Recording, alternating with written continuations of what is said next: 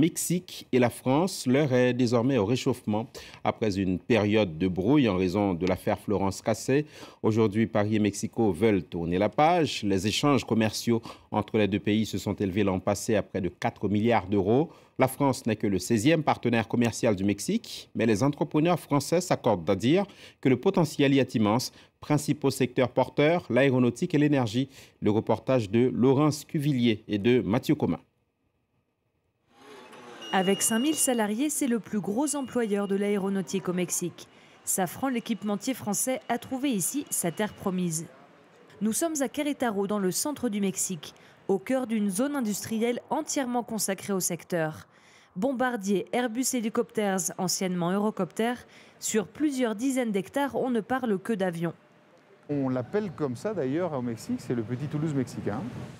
Ici, Safran s'occupe de la maintenance des moteurs pour 8 compagnies aériennes. Ailleurs, le groupe produit des moteurs et du câblage.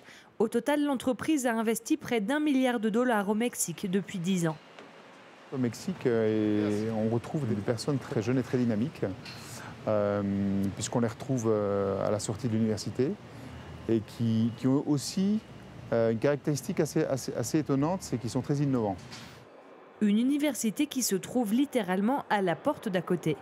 Le campus aéronautique franco-mexicain forme des techniciens hautement qualifiés entre deux hangars d'équipementiers, du sur-mesure pour les entreprises françaises qui ont participé à l'élaboration du cursus et ont formé les enseignants. Au Mexique, l'aéronautique, c'est quelque chose de tout nouveau. Enfin, surtout la fabrication, parce que nous avions déjà développé des activités de maintenance. Ces étudiants sont très recherchés, surtout les ingénieurs et les techniciens supérieurs.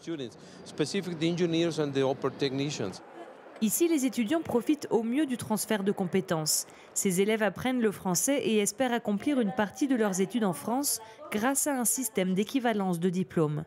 Je suis en train de participer pour une bourse pour aller en France. Ça serait génial parce qu'en France, c'est un pays qui a beaucoup des années avec l'aéronautique. Ça serait génial d'apporter quelque chose de là-bas, ici au Mexique. Mais la France reste à la traîne. Elle n'est que le 16e partenaire commercial du Mexique. En visite à Mexico le 14 juillet dernier, Laurent Fabius avait annoncé la création du Conseil stratégique franco-mexicain, un groupe d'experts et de chefs d'entreprise chargé d'améliorer ces relations commerciales.